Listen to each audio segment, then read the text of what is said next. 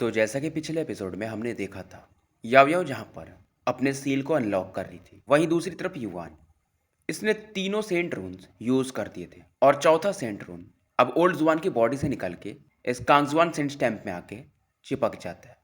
अब आगे अब चारों सेंट रून इस कांगजुआन सेंट स्टैम्प में, क्योंकि ये इसी के पार्ट थे, इसमें जाके लग जाते हैं और सेंट स्टैम्प इस समय वाइब्रेट करने लगता है। और शेंग युआन जिसने कि अभी तक यहाँ का जेनेसिस की को थोड़ा रेस्ट्रिक्ट कर दिया था, अब ये पहले के जैसा होने लगता है। लाइट इतनी तेजी से चमकती है सेंट स्टैम्प के आसपास कि युआन की आंखें बंद हो जाती हैं। धीरे धीरे ये अपनी आंखें खोलता है, क्योंकि अब जो ये सामने देखता है ये खुद हैरान था। ये फील करता है मानो ये जो सेंट स्टैम्प का एक डोमेन है इसके अंदर हो। और यहाँ पर इसे एक मिस्टीरियस फिगर दिखाई देते हैं जिनके बाल लहरा रहे थे और ये एक यंग मैन जैसे दिख रहे थे। ये थे एंसेस्टर कांग जुआन। और ये भी हैरान था इन्हें देख करके। इसे समझ में नहीं आता है। ये पूछता भी है कि आप मरे नहीं हो। एंसेस्टर भी बताते हैं कि ये मेरा बस एक स्पिरिट का हिस्सा है जो कि मैंने इस सेंट स्टैम्प में छिपा के रखा था, क्योंकि मुझे मालूम था कि शेंग युवान इसके पीछे आएगा ही आएगा। और कांगजुआन ये बताते हैं कि मेरा एक अलग प्लान था कि जब ये सेंट स्टेम को ले लेगा और इसे रिफाइन करने की कोशिश करेगा, तब मैं इस पर अटैक करने वाला था। पर क्योंकि तुमने इसे एक्टिवेट कर दिया है तो कोई बात नहीं। और वो तुम्हारी गर्लफ्रेंड, उसने तो अपना सील ब्रेक करना भी शुरू कर दिया है। अब युवान इनसे पूछता है कि अगर वो सील ब्रेक कर दी तो क्या होगा। कांगजुआन इस क्वेश्चन का आंसर नहीं देते हैं, बस इतना ही कहते हैं कि अभी समय नहीं हुआ है। इस दौरान कांगजुआन युवान की तरफ एक अलग नज़रों से देख रहे थे। युवान भी समझ नहीं पाता है। और फाइनली कांगजुआन हंस के कहते हैं कि तुम काफ़ी अलग हो, कि तुम्हारे चक्कर में उसने फीलिंग डेवलप कर ली, मतलब वो तुम्हारे प्यार में है, जो कि असंभव के जैसा था। क्योंकि युवान जब पहली बार कांगजुआन से मिला था तो उन्होंने कहा था, मतलब देखा भी था, कि दोनों बस फ्रेंड्स टाइप थे। और अभी जो याओ याओ ने सील ब्रेक कर रही थी वो बस युवान के लिए कर रही थी, युवान को बचाने के लिए। और ये लड़की इमोशनल कैसे हो सकती है। अब युवान भी फाइनली बोलता है कि हाँ, हम एक दूसरे से प्यार करते हैं। और युवान इस दौरान बताता है कि आपके पीछे का जो बंदा था जिसने आपको मरवाया था वो लीजुन है। कांगजुआन बताते हैं क्योंकि यहाँ पर मेरा सेंस था तो मैंने हर एक की बात सुनी है, मुझे लगा नहीं था वो मेरे ओल्ड फ्रेंड है, वो कुछ ऐसा कर सकते थे। और फिलहाल ये बोलते हैं उसे जाने दो, फिलहाल हमारा मेन मकसद शेंग युवान है, अब उससे डील करना पड़ेगा। और कांगजुआन कहते हैं मुझे तुम्हारी बॉडी कुछ समय के लिए चाहिए। हालांकि जब मैं तुम्हारे सोल से फिर बाहर निकलूंगा, बॉडी से मतलब, तो तुम्हें थोड़ा हर्ट होगा, बट कोई दिक्कत नहीं है। इधर एंसेस्टर कांगजुआन युवान की बॉडी में एंटर कर जाते हैं। वहीं शेंग युवान को हर एक चीज़ समझ में आ चुका था और ये कहता है यार ये बंदा मरने के बाद भी चैन से नहीं बैठ सकता। शेंग युवान यहाँ पर सेंट फ्लेम से युवान पर अटैक कर देता है। युवान जो कि अभी एंसेस्टर के सोल के साथ या स्पिरिट के साथ मर्ज हो रहा था। अब ओल्ड मैन बाई में और बाकी लोग युवान को बचाने के लिए बढ़ने वाले थे, तभी अचानक से वो जो सेंट फ्लेम आगे बढ़ रहा था उसे कोई डिसॉल्व कर देता है। लोगों को समझ में नहीं आता है कि यार वो सेंट फ्लेम था, उसे ये युवान कैसे डिसॉल्व कर सकता है जो कि डिवाइन ड्वेलिंग स्टेज में है। शेंग युवान पूरी तरह से कंफर्म नहीं था, अब इसे डाउट आता है, मतलब सच में वो कांगजुआन का शायद सोल ही था। अब जाओ युवान शेंग युवान की तरफ देखकर कहता है कि मुझे लगा नहीं था कि तुम इतना लंबा प्लान कर सकते हो और सेंट स्टेज के करीब पहुंच सकते हो। शेंग युवान समझ जाता है और कहता है कि पैट्रियाच कांगजुआन तुम। अब यहाँ पर जो भी टॉप एक्सपर्ट्स थे वो एकदम हैरान हो जाते हैं, क्योंकि एंसेस्टर कांगजुआन हेवन के मालिक थे, हेवनली मास्टर थे वो। सभी मानो रेस्पेक्ट की नज़र से इन्हें देखने लगते हैं और किंग यांग वगैरह तो इमोशनल हो जाते हैं कि टीचर आप। इस दौरान लीजुन तभी कहता है कि शेंग युआन तुम भाग कहाँ रहे हो, ये वैसे भी उसके पास स्पिरिट का हिस्सा है। सेक्ट मास्टर किंग यांग को भी गुस्सा आता है। लीजुन को कोई फर्क नहीं पड़ता है कि एंसेस्टर कांगजुआन का ये स्पिरिट है या क्या है। शेंग युआन जो कि अभी भाग रहा था, अब ये जब जान जाता है कि बस ये स्पिरिट ही है और लीजुन के बराबर समझाने पर ये फिर से खड़ा हो जाता है। इधर इस समय king Yang, old man by में, ओल्ड मास्टर जुआन और लिंग जुन वगैरह जाओ युआन की तरफ ग्रीट करते हैं, मतलब अपने टीचर को रेस्पेक्ट दे रहे थे। सबसे ज़्यादा इमोशनल अगर कोई था तो वो थे ओल्ड मैन जुआन। और इस दौरान ये लीजोन की तरफ देखते हैं कि जब मैं मर भी गया था तो मुझे नहीं लगा था कि तुम इसके पीछे होगे, तुम मेरे फ्रेंड थे। मैंने तो इवन शक जो किया था वो किंग यांग वगैरह पर था, पर तुम्हारे पर कभी नहीं। लीजोन कहता अब कोई फर्क नहीं पड़ता। इधर अगर कोई सबसे ज़्यादा निराश था तो वो थे लिंगजुन, जो कि अब एंसेस्टर को बताते हैं कि इसके चक्कर में लियानी ने अपने को सेल्फ एक्सप्लोड कर दिया था। एंसेस्टर कांगजुआन बोलते हैं मेरा मेन गोल आज शेंग युआन है, बाकी लीजुन को तुम लोग फ्यूचर में देख लेना। और बात रही लियानी की, इनके चेहरे पर एक कॉम्प्लिकेटेड एक्सप्रेशन था। ये कुछ हैंड साइन बनाते हैं और कांगजुआन सेंट स्टेम में से एक लाइट और आसपास दिखती है जो कि मानो क्रिस्टल बीट के फॉर्म में हो।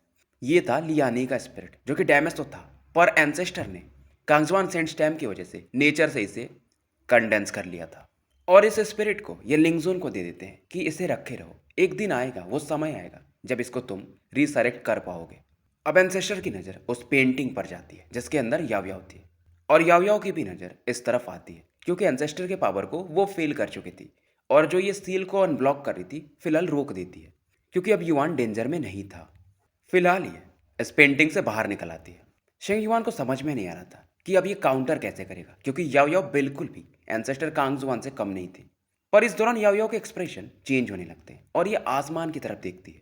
एंसेस्टर कांगजुआन भी आसमान की तरफ देखते हैं क्योंकि एक पावर ये फील कर रहे थे जो कि इस एरिया में यानी आप कांगजुआन हेवन का जो बाउंड्री वॉल है उसे तोड़ने की कोशिश कर रहा था। और ये पहचान जाते ये कौन लोग थे, ये लोग थे सैक्रेड रेस के। मतलब शायद काफ़ी लेट हो चुका था। युवान को तो समझ में नहीं आता, इसका जो सोल था अंदर में ही था और ये एंसेस्टर से पूछता कि क्या बात है। कांगजुआन बताते हैं कि एक पावरफुल फोर्स हमारे कांगजुआन हेवन की बाउंड्री को तोड़ना चाहता है। अगर मैं सही हूँ तो वो लोग सैक्रेड रेस वाले हैं। युवान समझ जाता है वो लोग याव याव के लिए आए होंगे। कांगजुआन हाँ में सर हिलाते हैं पर धीरे सा बोलते हैं और बताते हैं क्योंकि इसने अपने सील के पावर को यूज़ कर दिया तो शायद उन लोगों ने इसके पावर को सेंस कर लिया होगा। कुछ भी हो जाए ये उनके हाथ में नहीं आनी चाहिए, नहीं तो जो हमारा टियानिवान वर्ल्ड है यह हमेशा के लिए समाप्त हो जाएगा। युवान को अभी भी नहीं समझ में आता है याव है कौन, इसके होने ना होने से पूरे वर्ल्ड को फर्क क्यों पड़ता है। पर एंसेस्टर अभी भी आंसर नहीं देते हैं।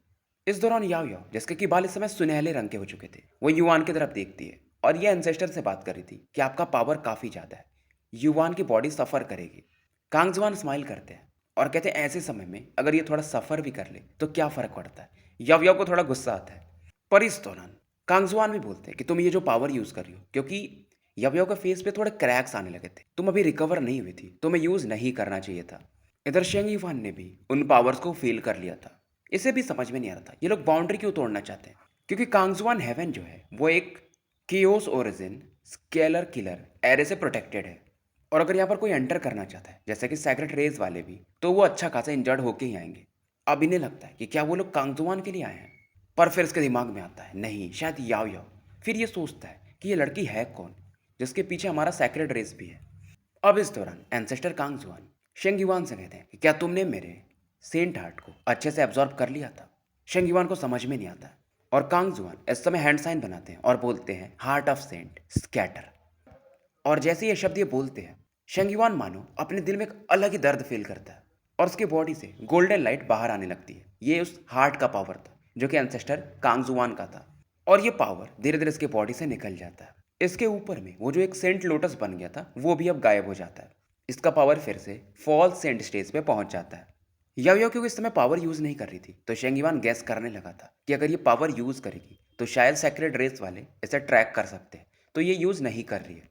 और ये सही सोच रहा था क्योंकि उन्होंने याव के प्रेजेंस को तो डिटेक्ट कर लिया था कि वो कांगजुआन हेवन में है पर कांगजुआन हेवन काफ़ी बड़ा है तो एग्जैक्ट लोकेशन के लिए अगर याव दोबारा से अपने पावर्स यूज़ करे तभी वो लोग इसे ट्रैक कर सकते थे। शेंग युआन इस समय कांगजुआन को समझाने की कोशिश करता है कि तुम मुझे बस सेंट स्टैम्प दे दो, मैं सैक्रेड रेस का साथ छोड़ दूंगा।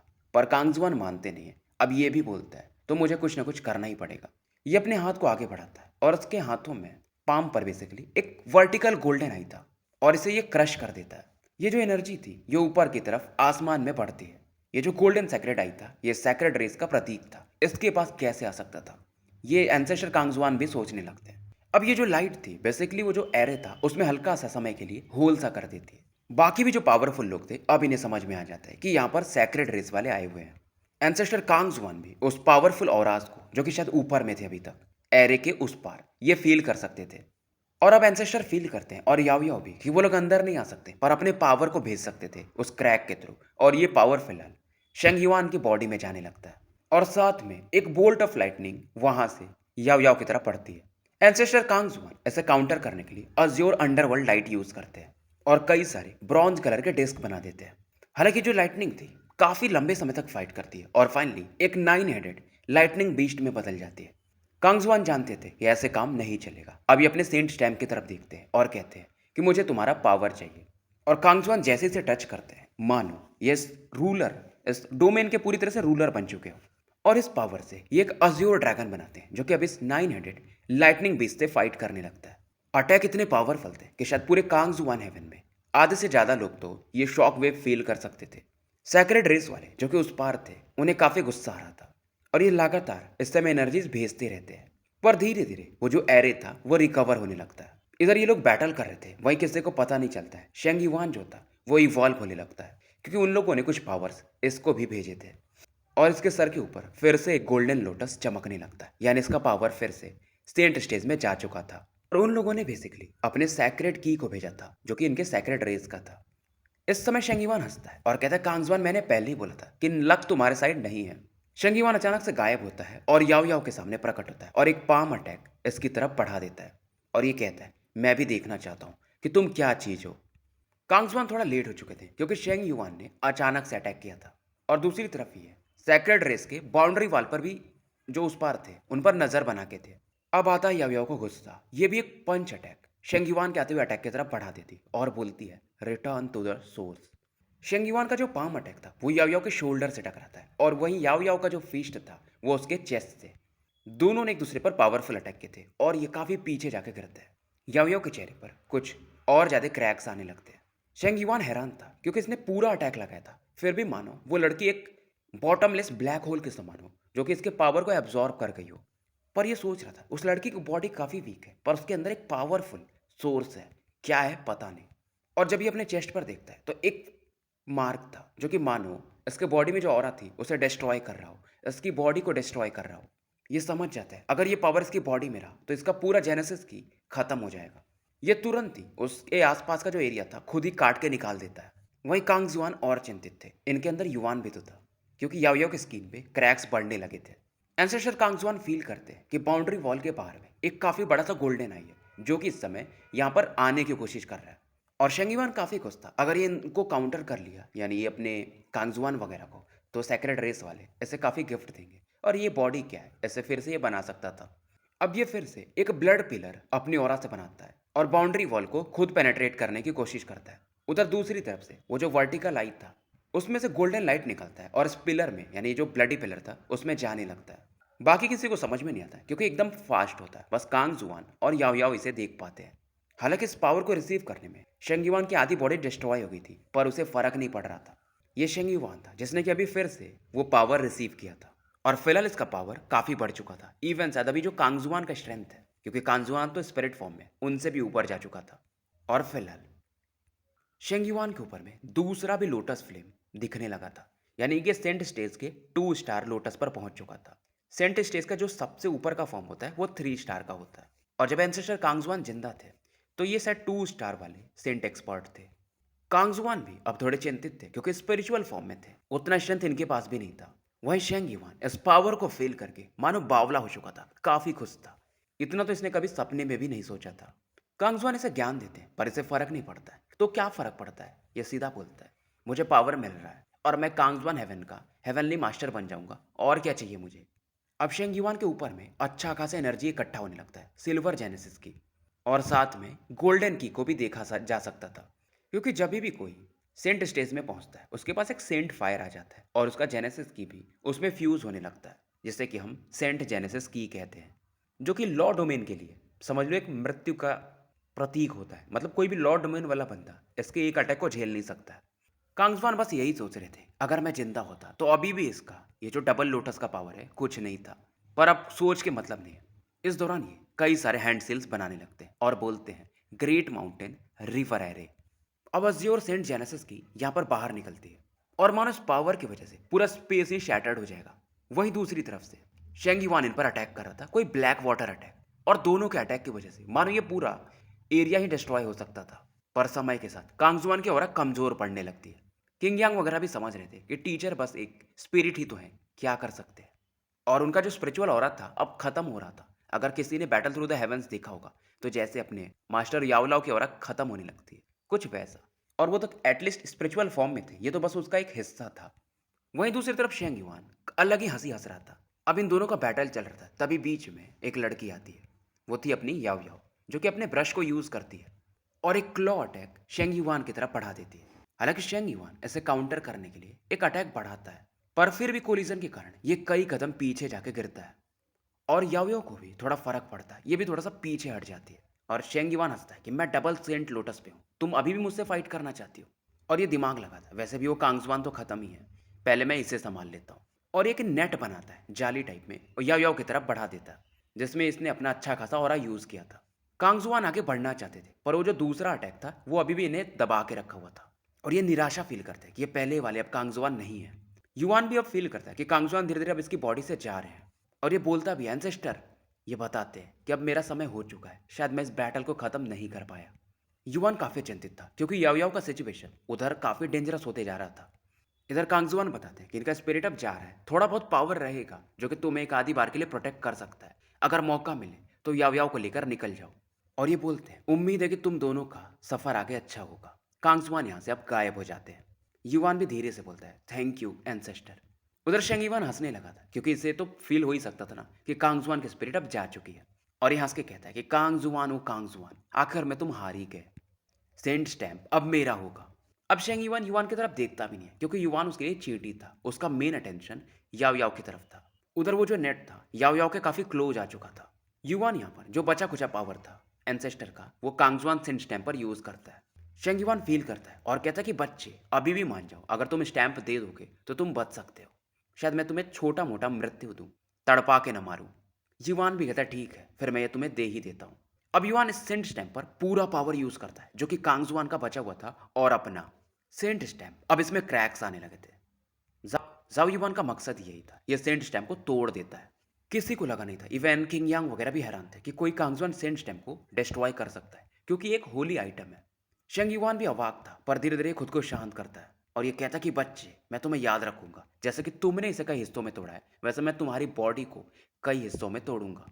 अब सेंट स्टैम्प कई हिस्सों में टूट चुका था तो अलग अलग डायरेक्शंस में काफी तेजी से बढ़ने लगता है। अब जिधर भी ये पड़ रहा था बहुत सारे लोगों को लालच तो आ ही रहा था, पर फिलहाल ये रोकते हैं क्योंकि यहाँ पर ये अपना शेंग युवान भी तो है। हालांकि बहुत सारे लोगों को कुछ कुछ हिस्से तो मिल जाते हैं और ये फील करते हैं कि इनके जेनेसिस की को थोड़ा राहत मिल रहा है, यानी एक राइज मिल रहा है। इधर शेंग युवान भी अपनी ऑरा को यूज करता है और कई सारे ये जो इसके टुकड़े थे इन्हें इकट्ठा करने लगता है। समय बीतते जाता है और ये जो सेंट स्टैम्प थे अलग अलग हिस्सों में गिर जाते हैं, कई सारे लोग इसे इकट्ठा कर लेते हैं। शेंग युवान भी अच्छा खासा इकट्ठा कर लेता है क्योंकि अगर पूरे मिल जाएंगे तो इन्हें फ्यूज करके सेंट स्टैम्प फिर से बन जाएगा। क्योंकि सेंट स्टैम्प को कोई ऐसे नहीं तोड़ सकता, वो एक बार में फिर से मर्ज हो सकता है। और इस समय शेंगीवान हंस के कहता है कि तुम्हारे जैसा बंदा इसे डिस्ट्रॉय नहीं कर सकता, इवन अगर कांगजुआन फुल पावर में होता तो भी नहीं कर सकता था। मुझे समय लगेगा पर ये एक बार मेरा फिर से होगा। युवान भी हंस के कहता है, लेकिन फिलहाल तो नहीं होगा ना। मतलब अब युवान के पास समय था एक तरह से। पर अब शेंग युवान को गुस्सा आ चुका था, ये युवान की तरफ बढ़ता है, एक काफी बड़ा सा पाम अटैक बढ़ा देता है। अब ये पावर जो था इतना पावरफुल था कि युवान मूव भी नहीं कर पा रहा था। ये जानता था कि शायद अब इसका समय आ चुका है, पर तभी अचानक से वो सुंदर लड़की इसके बीच में आ जाती है और इस जायंट हैंड को डायरेक्टली अटैक करने लगती है और इस हाथ को डिस्ट्रॉय भी कर देती है। इस दौरान याओ याओ के होठों पर थोड़े ब्लड आ रहे थे। युवान भी काफी चिंतित था और याओ याओ को सपोर्ट करता है क्योंकि काफी वीक हो चुकी थी। शेंग युवान व्यस्त है कि तुम दोनों हंस के जोड़े एक साथ ही मारे जाओगे। और एक गोल्डन बीड ये निकालता है जिसको कि इसने अपने सेंट जेनेसिस की से कंडेंस किया था और इन दोनों की तरफ बढ़ा देता है। अब कोई चाह कर भी कुछ नहीं कर सकता था, जैसे कि किंग यांग हो या कोई भी। किंग यांग थोड़ा सा ट्राई करते हैं, कुछ जो सेंट स्टैम्प के हिस्से थे वो शेंग युवान की तरफ फेंकते हैं कि वो थोड़ा इधर अट्रैक्ट हो जाएगा, पर वो फर्क ही नहीं पड़ता है फिलहाल उसे। इधर याओ याओ ये फाइनली युवान से थोड़ा सा इसको पीछे करती है और आगे खड़ी हो जाती है। इसने शायद अब अपना दिमाग बना लिया था। युवान इसे समझाने की कोशिश करता है कि तुम निकल जाओ, मैं इसे रोकता हूँ, क्योंकि इसे लगता था कि याओ याओ बस इसी की वजह से इस हाल में हुई है, अगर ये स्ट्रांग होता तो ऐसा कुछ नहीं होता। और युवान थोड़ा सा हल्के आवाज में कहता है कि तुम मेरे मम्मी पापा को भी ले लेना अपने साथ में, क्योंकि ये मान चुका था कि अब ये मरने वाला है और इसे फर्क भी नहीं पड़ रहा था। पर याओ याओ इस समय कुछ सुनती भी नहीं है। इसका वो जो स्टील था अब उसमें क्रैक्स आने लगे थे, इसके बॉडी में भी क्रैक्स आने लगते हैं और जाओ युवान इसके प्रेशर के कारण काफी पीछे चला जाता है। पर जाओ युवान इधर अपनी बॉडी को एक्सप्लोड करने की कोशिश कर रहा था। वो गोल्डन बीड युवान की तरफ बढ़ रहा था, पर याओ याओ उस बीड को भी क्रश कर देती है और साथ में युवान को भी, इसका जो बॉडी डिसइंटीग्रेट होने वाला था उसे रोक देता है। ये एक ब्लैक रोब फिगर प्रकट होता है एक्चुअली। युवान हैरान था कि मतलब कौन है भाई ये। उधर याओ याओ भी अपने पावर को यूज करने वाली थी और इधर ये भी। अब ये ब्लैक रोब फिगर याओ याओ की तरफ देखते हैं और एक अलग स्माइल देते हैं, शायद काफी लेट हो चुका है। याओ याओ भी हैरान थी और ये फाइनली बोलती है, ग्रैंडपा ब्लैक आप। लोग भी हैरान थे, ये जो भी हैं ये इतने पावरफुल थे कि शायद कांग्सवान के बराबर होंगे। और शेंग युवान भी हैरान था क्योंकि इसका गोल्डन बीड का पावर जो इसने अभी दोबारा यूज किया था वो काफी पावरफुल था। अब युवान को विश्वास नहीं हो रहा था। ये फाइनली बोलता है, मास्टर कांग युवान। तो कांग जुवान वो थे जो अभी कहे, ये है युवान के मास्टर कांग युवान।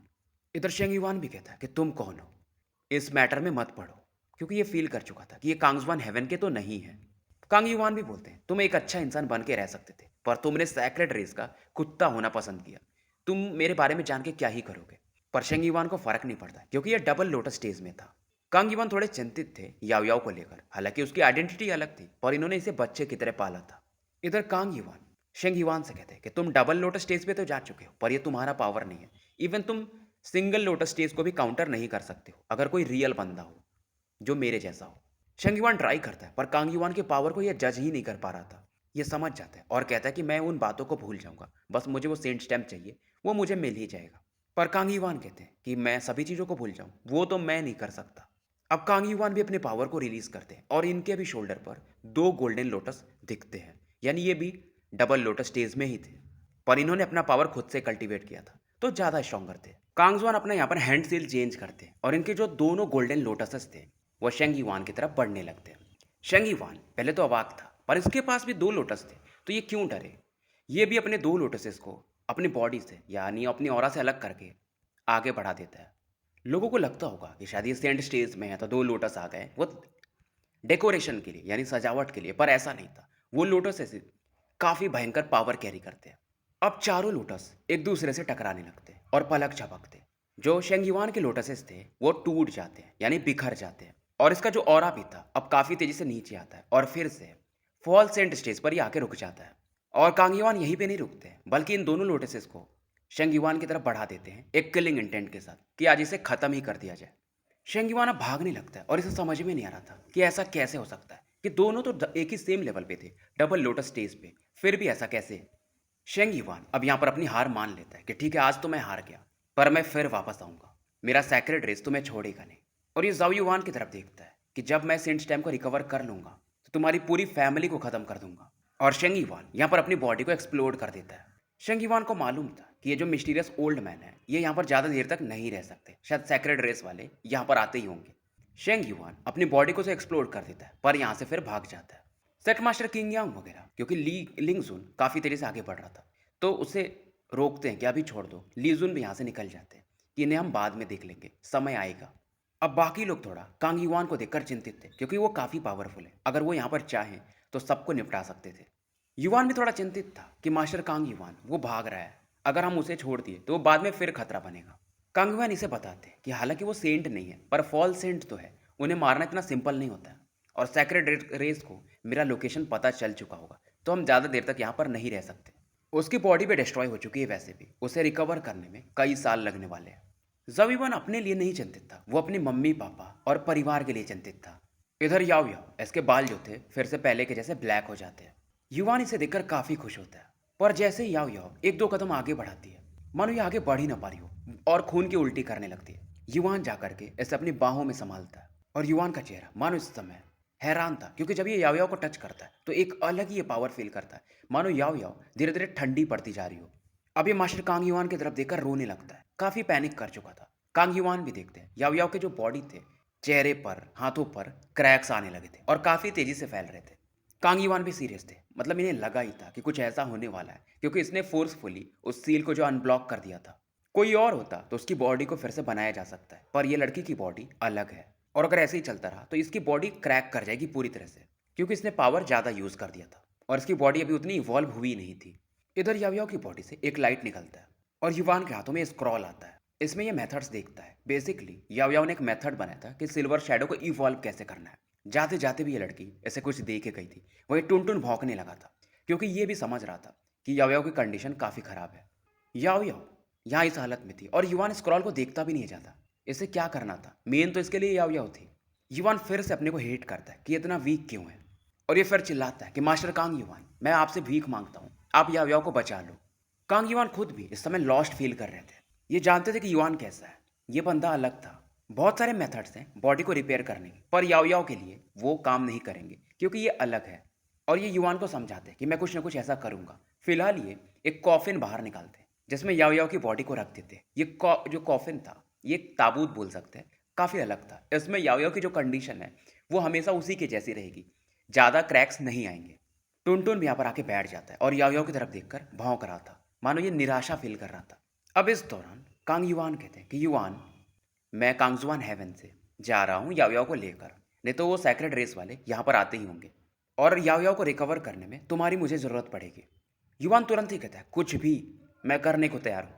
पर जाने से पहले युवान अपने लोगों से मिलना चाहता था। यह सबसे पहले किंग यांग वगैरह की तरफ जाता है, लिंग जून बाई में, और बाकी लोगों से मिलता है। किंग यांग भी इसकी तारीफ करते हैं कि अगर आज तुम नहीं होते तो शायद हमारा कांगजुआन सेक्ट डिस्ट्रॉय हो जाता।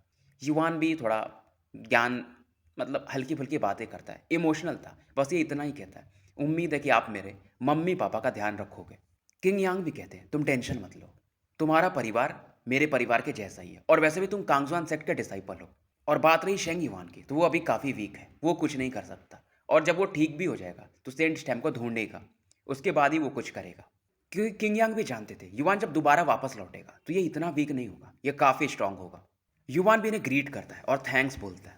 जाने से पहले ये ओल्ड जुआन से फिर से मिलता है और उसके बाद कांग युआन के बगल में आ जाता है। अब कांग युआन यहाँ पर कुछ स्पेस साइन मूव करते हैं और स्पेस में क्रैक्स आ जाते हैं, यानी एक रास्ता ये बना देते हैं जो कि यहाँ से किसी और हेवन की तरफ ट्रैवल कर सकता था। और कांग युआन इस कॉफिन को लेकर इसके अंदर प्रवेश कर जाते हैं, साथ में टुनटुन तो था ही।